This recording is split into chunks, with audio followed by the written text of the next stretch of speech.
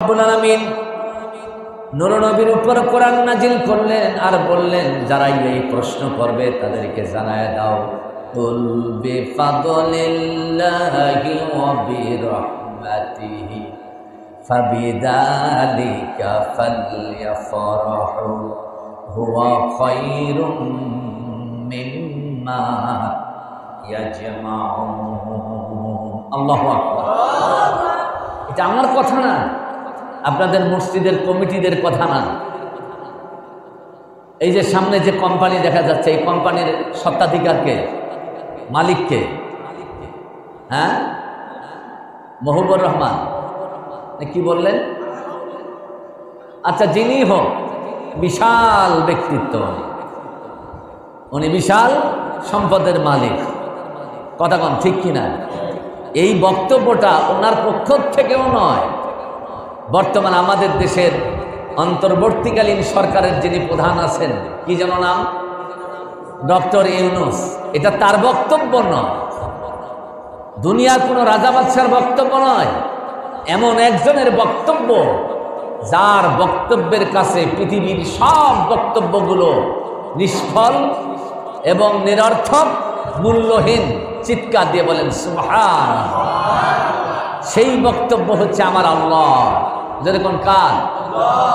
আল্লাহ তাআলা বললেন, নবীজি ইয়া রাসূলুল্লাহ, দুনিয়ার মানুষগুলোকে বলে দাও, কুল মানে বলো, বিফাদলিল্লাহি ওয়া বিরহমাতিহি ফাবিযালিকা ফালইফরাহু হুয়া খায়রুম মিম্মা ইয়াজমাউন। হে নবী, আপনি বলুন, বিফাদলিল্লাহি ওয়া বিরহমা, তোমাদের জন্য আল্লাহর পক্ষ থেকে, ফাদলুন মানে হচ্ছে অনুগ্রহ, দয়া, ওয়া রহমা এটা হচ্ছে দয়া। আল্লাহর পক্ষ থেকে তোমাদের জন্য এসেছে অনুগ্রহ এবং দয়া। ফাবিযালিকা ফালইফরাহু, সুতরাং পৃথিবীতে তোমরা যারাই এই দয়া আর অনুগ্রহ পেয়েছ, ফালইফরাহু, আল্লাহ বলছেন তোমরা আনন্দ করো, উল্লাস করো। আপনি যদি হুট করে রাস্তার মধ্যে 1 কোটি টাকা পড়ে পান, আপনার ভিতরটা আনন্দে উদ্দীলিত হবে না দুঃখে ভরে যাবে? কষ্ট পাবেন না সুখ পাবেন? কি হইলাম রে বাবা, 1 কোটি টাকা পাইছি, অনেক কিছু করব, আনন্দের ইয়াত্তা থাকবে না। কথা কোন ঠিক কি না? অথবা এই মায়া কোম্পানির স্বত্বাধিকারী যদি আপনাকে বলে যে তোমার নামেই আমার স্থাবর অস্থাবর সব সম্পত্তি লিখে দিলাম, আমার আর আমার উত্তরাধিকারী যারা আছে তাদের নামে কিছুই রাখিনি, সব তোমাকে দিলাম, আপনি কেমন খুশি হবেন? আপনি বলবেন যে বাবারে কি হনুম রে। কথা কোন ঠিক কিনা? কি হনুম রে, এটা আমাদের রংপুরের আঞ্চলিক ভাষা। কিন্তু এতে আনন্দিত হইবার কিছুই নয়। দুনিয়ার সম্পদে আনন্দ করবার কোনো কারণ নাই, কারণ আমার আল্লাহ এমন সম্পদ দিয়েছেন আপনাকে আমাকে। আল্লাহ তাআলা নবীকে বললেন, দুনিয়ার মানুষগুলোকে বলো তারা আনন্দ করুক, কারণ আমি তাদেরকে অনুগ্রহ করেছি, কোরআন দিয়েছি, আর তাদেরকে রহমত নূর নবীকে দিয়েছি। যারা কোরআন পেয়েছে আর নবী মুহাম্মদকে পেয়েছে তারা যেন আনন্দ করে, উল্লাস করে, কারণ ওয়া খায়রুম মিম্মা ইয়াজমাউন। তামাম পৃথিবীর মধ্যে যা কিছু আছে, যত সম্পদ, হীরা মণি মুক্তা, যত দামি দামি সম্পদ আছে, আমার আল্লাহ তাআলা বললেন শুধু তাই নয়, মানুষ যা উপার্জন করেছে আর করবে সবগুলো যদি একখানে করা হয়, এই 2টা নেয়ামতের মূল্যের কাছে সবগুলো মূল্যহীন হয়ে যাবে। সুবহানাল্লাহ। এই জন্য আনন্দ করো, উল্লাস করো, তোমরা আনন্দ করো। কিসের জন্য? কোরআন পেয়েছি আর নবী মুহাম্মদকে পেয়েছি। যেরকম সুবহানাল্লাহ। আপনারা বলেন, কোরআনের থেকে দামি কোনো জিনিস এই পৃথিবীতে আছে? সবাই বলেন বাবা, আছে? আমার নবীর চাইতে দামি কোনো ব্যক্তিত্ব এই পৃথিবীতে আছে? আমার নবীর কাছে সব মানুষের মর্যাদাহীন ও ক্ষীণ, মর্যাদাহীন। আমার নবীর মর্যাদাই একমাত্র মর্যাদা। ঠিক না ঠিক বলে? কারণ আমার নবী যদি কোনো মানুষের জন্য এইভাবে হাত তুলতেন।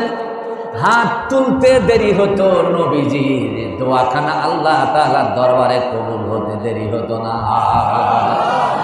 আমার নবী এমন দামি মানুষ, তিনি যদি পা উঁচা করতেন, আমরা পা হাঁটি না, হাঁটতে গিয়ে কদম ফেলাই না, উপরে তুলি আবার ফেলাই না। কিতাবের মধ্যে বলা হলো আমার নবী যদি পা উঁচা করতেন, পা উঁচা করতে দেরি, আমার আল্লাহ নবীকে আরশে মোয়াল্লায় তুলে তাকে মেরাজ করাইতে একটু দেরি করেন নাই। সুবহানাল্লাহ। মনে মনে কল্পনা করেছেন, আমার আল্লাহর সাথে সাথে ওহী করে বলেছেন, নবী এটা চাচ্ছ, যাও তোমার কল্পনা বাস্তবায়িত হয়ে গেছে। সুবহানাল্লাহ বলেন। আমার নবীজির আমাদের প্রথম কিবলা ছিল বাইতুল মাকদাস। যেরকম আমাদের প্রথম কিবলা কি ছিল? খানায় কাবা ছিল না, আমাদের প্রথম কিবলা ছিল বাইতুল মাকদাস, যেটা ইহুদিরা দখল করে রেখেছে। সেখানে তাদের দখলদারিত্ব বজায় রাখার জন্য প্রতিনিয়ত প্রতিদিন 20 জন, 30 জন, 40 জন, 50 জন এইভাবে মুসলমানদের জীবন হরণ করে তাদের রক্ত দিয়ে রঞ্চিত করে দিচ্ছে এই বাইতুল মাকদাসের পূর্ণভূমি ফিলিস্তিন, প্যালেস্টাইনকে। কথা বলেন ঠিক কিনা? এরা পৃথিবীর মধ্যে সব থেকে নিষ্ঠুরতম, ধিক্কৃত, লাঞ্ছিত, অভিশপ্ত একটা জাতি ইহুদি। কথা বলেন ঠিক না? অথচ আল্লাহ এদেরকে খুব বেশি আদর করেছিলেন, খুব আদর করেছিলেন। ওরা আল্লাহর কাছে যা খাইতে চাইছে আল্লাহ আসমান থেকে তাই নাজিল করে খাওয়াইছেন। মান্না ওয়া সালওয়া নামে 2 প্রকার জান্নাতি খাবার দুনিয়ায় আল্লাহ তাদেরকে খাওয়াইছেন। কিন্তু অবাধ্যতা, সীমালঙ্ঘনমূলক কর্মকাণ্ডের কারণে তারা পৃথিবীর মধ্যে সব থেকে নিকৃষ্ট জাতি বানরে রূপান্তরিত হয়েছিল। কথা বলেন ঠিক কিনা? আমার বাবাজির, আমার ভাইয়েরা, আল্লাহ রাব্বুল আলামিন এই জন্য নবীকে বললেন, দুনিয়ার মানুষগুলোকে বলে দাও, তারা আনন্দ করবে। আমি আল্লাহর পক্ষ থেকে কোরআন তাদেরকে দিয়েছি, অনুগ্রহ করেছি, রহমাতি, আর আমার পক্ষ থেকে তাদের উপর রহমত হিসেবে নবীকে পাঠিয়ে দিয়েছে, এজন্য আনন্দ। ফাবিযালিকা ফালইফরাহু হুয়া খায়রুম মিম্মা ইয়াজমাউন। আল্লাহু আকবার। আনন্দ করবে, কারণ দুনিয়ার সব কিছুর চাইতে দামি হচ্ছে কোরআন এবং নবী রহমত। জোরে বলেন সুবহানাল্লাহ। আমার বাবাজিরা, সেই কোরআনের বাণী আল্লাহ তাআলা বললেন, আল্লাযীনা ইম্মাক্কান্নাহুম ফিল আরদি আকামুস সালাত ওয়া আতামুস যাকাত ওয়া আমারু বিল মা'রুফি ওয়া নাহাউ আনিল মুনকার ওয়ালিল্লাহি আকিবাতুল উমুর। আল্লাহু আকবার। আল্লাহ তাআলা বলছেন, নবী হে, আমার এত দামি কথা তোমার উপরে নাজিল করলাম, তুমি আমার বান্দাগুলোকে শোনাও। সেই কথাগুলো কি? আল্লাযীনা ইম্মাক্কান্নাহুম ফিল আরদ, যারা পৃথিবীতে রাষ্ট্র ক্ষমতা হাতে পাবে, যারা রাষ্ট্র ক্ষমতা হাতে পাবে, রাষ্ট্র পরিচালনার দায়িত্ব যারা পাবে, ফিল আরদ, জমিনের মধ্যে, আকামুস সালাত, তারা রাষ্ট্র ক্ষমতা হাতে পাইয়াই তারা প্রথম যে দফা বাস্তবায়ন করবে সেটা হলো জমিন আল্লাহর, আল্লাহর করুণায়, আল্লাহর সৃষ্টিকুল, আল্লাহর আনুগত্য স্বীকার করবে, আল্লাহর কাছে মস্তক অবনত করবে। এই জন্য তারা রাষ্ট্র ক্ষমতা হাতে পাইয়াই নামাজের পক্ষে বিল নিয়ে আসবে, নামাজ কায়েম করতে হবে। যেরকম আল্লাহু আকবার। এরপরে দ্বিতীয় দফা হচ্ছে ওয়া আতাবুজ যাকাত, যারা ধনসম্পদশালী, বিত্তবান, সম্পদশালী, যারা রাষ্ট্র ক্ষমতায় অধিষ্ঠিত ব্যক্তিরা তাদের কাছ থেকে টাকা নেবে। কিসের টাকা? তোমার সম্পদ আছে, এই সম্পদের মধ্যে শরীয়তের বিধিবিধানের যাকাত ফরজ হয়ে গেছে, এই যাকাতের টাকা তাদের কাছ থেকে উত্তোলন করবে। আর যারা যাকাত ভক্ষণ করতে পারে, অভাব অনটনে দিনাতিপাত যারা করে, লিসাইল ওয়াল মাহরুম যারা, তাদের মধ্যে যাকাতের অর্থ বন্টন করে দেবে। দ্বিতীয় দফা। 3 নাম্বার দফা হচ্ছে ওয়া আমারু বিল মারুফ, তারা নিজেরা সৎ কাজ করবে, সমাজের মধ্যে ন্যায় কাজ করবে, ন্যায়কে প্রতিষ্ঠিত করার জন্য তারা সদা সর্বদা প্রচেষ্টা চালাবে। এটা হচ্ছে 3 নাম্বার দফা। 4 নাম্বার দফা হচ্ছে অনাহাউ আনিল মুনকার। মুনকার বলতে তার মানে খারাপ কাজ বলতে যত কাজ আছে এই কাজগুলো মানুষকে করতে দেবে না, ওরাও করবে না, মানুষকেও করতে দেবে না। যারা সংখ্যা গরিষ্ঠ মুসলিম এলাকায়, সংখ্যা গরিষ্ঠ মুসলিম এলাকায় যারা ইমান এর বদৌলত লাভ করবে, ইমান এর সম্পদ লাভ করবে, তারা ক্ষমতাসীন হইয়াই 4 দফার ভিত্তিতে কাজ করবে। যেরকম কয় দফা? আরো যেরকম কয় দফা? প্রথম দফা হলো নামাজ কায়েম করতে হবে, কথা কোন ঠিক কিনা? দ্বিতীয় দফা হলো যাকাত আদায় করতে হবে, বন্টন করতে হবে। তৃতীয় দফা হচ্ছে ন্যায় প্রতিষ্ঠিত করার আন্দোলন করতে হবে। আর চতুর্থ দফা হচ্ছে অন্যায়কে প্রতিরোধ করতে হবে, সে যত বড়ই শক্তিশালী হোক না কেন। কথা বলেন ঠিক কিনা? আপনারা কি আমার এই ভাষাগুলো বুঝতে পেরেছেন বাবা? মুরব্বীরা বুঝতে পেরেছেন? যুবকরা বুঝতে পেরেছ? এটা ভাষা আমার মুখ দিয়ে পেশ করেছি, কিন্তু কথাগুলো কার? জোরে বলুন কার? এই কথাগুলোর মধ্যেই অবশ্যই আপনার আমার জীবনের সফলতা আছে বিধায় আল্লাহ এই কথাগুলো আমাদের সামনে বক্তৃতার আকারে নবীর মাধ্যমে পেশ করেছেন। জোরে বলুন সুবহানাল্লাহ। আল্লাহ রাব্বুল আলামিন এরপর বললেন ওয়ালিল্লাহি আকিবাতুল উমুর। এই 4 দফার ভিত্তিতে যারা কাজ করবে, জীবন পরিচালনা করবে, তাদের সমস্ত আশা ভরসা চাওয়া পাওয়া সবগুলো নির্ভর করবে একজনের উপর। জোরে বলেন তিনি কে? আল্লাহ ছাড়া তারা কারোর কাছে কিছু চাবে না। যখনই কোনো প্রয়োজন হবে আল্লাহর কাছে চাইয়াই তার মিটাইয়া নিবে। সুবহানাল্লাহ বলেন। তো এই লোকগুলো হবে পাকা পুক্ত ইমানদার। জোরে কোন তারা কি ইমানদার? পাকা ইমানদার। এরা পুক্ত মজবুত ইমানদার। এবার আসেন যে আয়াতখানা আপনাদেরকে শোনালাম, এই আয়াতখানা কোন সূরা থেকে নিয়েছি? আমি পূর্বে বলেছি যে সূরা থেকে এই আয়াতখানা নিয়েছি। সূরাটির নাম হচ্ছে আল হজ। জোরে কোন কি নাম বাবা? হজ। সূরা হজ, সূরাতুল হজ এর 41 নম্বর আয়াতে কারিমা এটি। বাড়িতে গিয়ে খুলে খুলে দেখবেন। কয়েকটা তাফসীর দেখে এসেছি আমি এই আয়াতটির উপরে আলোচনার জন্য। এই তাফসীরগুলো যদি আপনারা তাফহিমুল কোরআন পড়েন, ফি জিলালিল কোরআন পড়েন, তাফসীরে মারিফুল কোরআন পড়েন, তাফসীরে কাসির পড়েন, তাহলে সেখানে এই বক্তব্যগুলো যেভাবে আমি পেশ করছি এইভাবে পাবেন। আমার পিতৃতুল্য মুরব্বীরা, আমার সমবয়সী যুবক ভাইয়েরা, কোন সময় এই আয়াত ওয়ালা সূরাটি নাজিল হলো? রাসূল করিম সাল্লাল্লাহু আলাইহি সাল্লামের মাদানী জীবন শেষ হয়ে, মাক্কি জীবন শেষ হয়ে গেছে।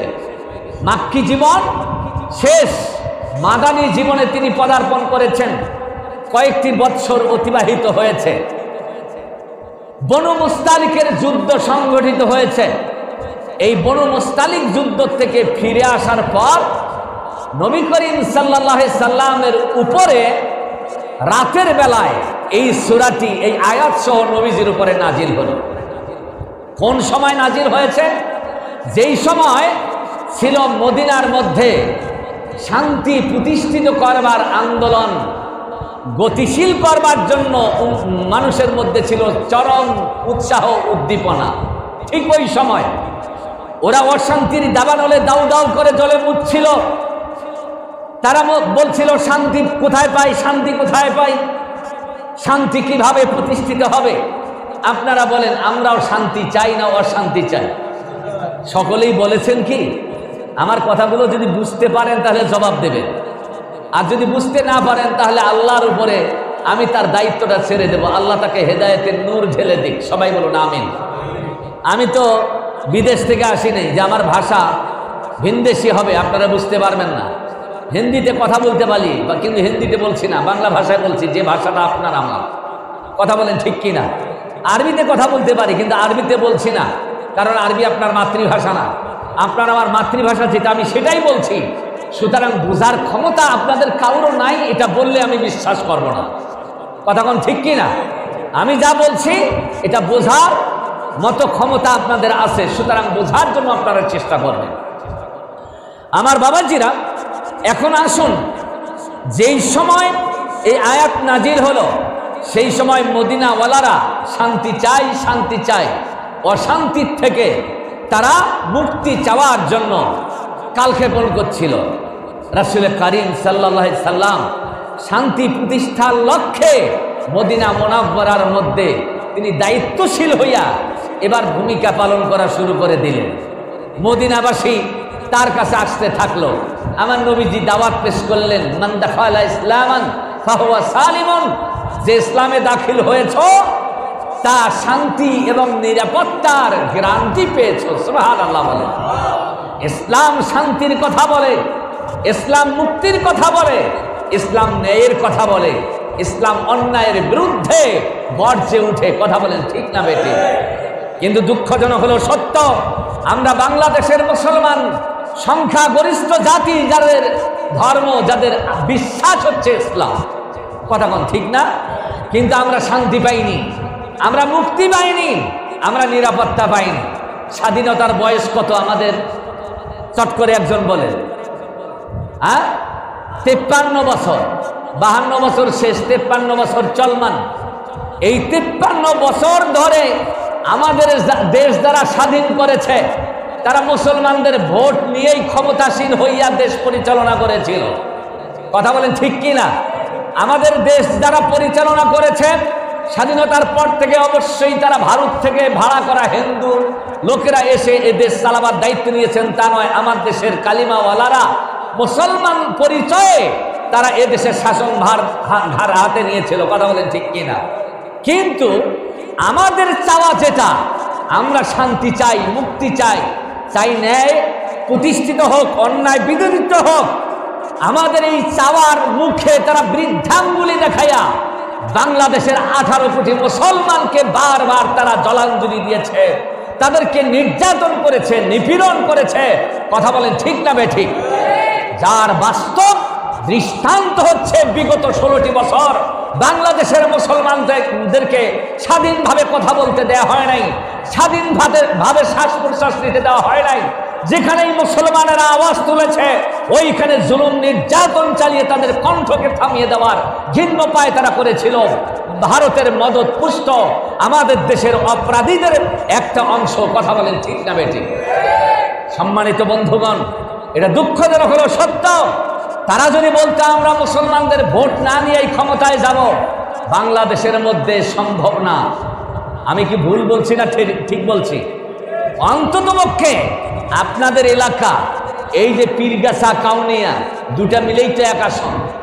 এই এলাকার মধ্যে যদি নির্বাচনের কোনো প্রার্থী আইসা বলে আমি সলিমুদ্দিন, আমার মার্কা হচ্ছে ফুটবল, তোমরা যদি ফুটবল মার্কায় ভোট দিয়ে আমি সলিমুদ্দিনকে এমপি বানাইয়া ক্ষমতাসীন করো, তাহলে আমি তোমাদের ধর্মীয় অনুভূতির শেষ চিহ্নটুকু বাংলাদেশ থেকে মুছে দেব। এই রকম বক্তব্য দিয়া কোনো বান্দর বাংলাদেশের মধ্যে এমপি হবে, মুসলমানদের ভোট পাবে, এটা মানুষ তো বিশ্বাস করা দূরের কথা, একটা কুত্তাও বিশ্বাস করবে না। কথা বলেন ঠিক কিনা? সম্মানিত বন্ধুগণ, এক ব্যক্তি 2009 সালের নির্বাচনের সময় আমি দেখেছি, উনি মুসলমানদের ঈদ উৎসব উদযাপিত হচ্ছিল, সেই ঈদের মাঠে উনি বক্তব্য দিতে গিয়ে বলেছে যে সম্মানিত মুসল্লি বৃন্দ, তাদের বক্তব্যগুলো তো গোছালো নয়, এলোমেলো। ঈদের নামাজকে জানাজার নামাজ বলবে না কি বলবে, নিজেরাও হুঁশ দিতে পারে না। কথা কোন ঠিক কিনা? ঈদের নামাজ 10 তাকবীরে হয় না, 12 তাকবীরে হয় না, 2 তাকবীরে হয় না, 4 তাকবীরে হয়, তাও বলতে পারে না। কথা বলেন, এরকম আসে না? নাই? তারাই হলো আমাদের দেশের শাসক। আসলে আমাদের অবস্থাটা হচ্ছে আমরা নিজেরাই কিন্তু গাছ গাড়ি একটা, তার থেকে ফল চাই আর একটা, এটা তো হয় না। কথা বলেন ঠিক কিনা?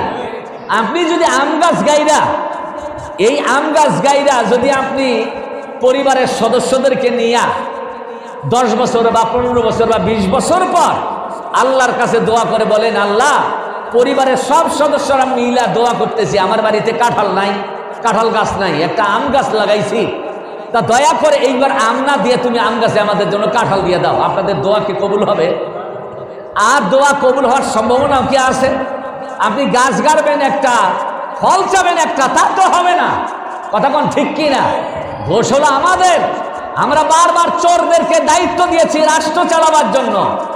যারা নামাজ কায়েম, নামাজ তো পড়েই না, নামাজ কায়েম করা তো দূরের কথা। কথা কোন ঠিক কি না?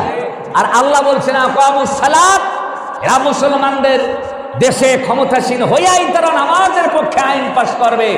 আমরাও নামাজ পড়ছি, বাংলাদেশের কালিমাওয়ালা সব মুসলমানদেরকেও নামাজ পড়তে হবে। এটা কি আপনি আমি চাই না? চাই না? চাইলে সফলতা কি? এর মধ্যে সুফল কি?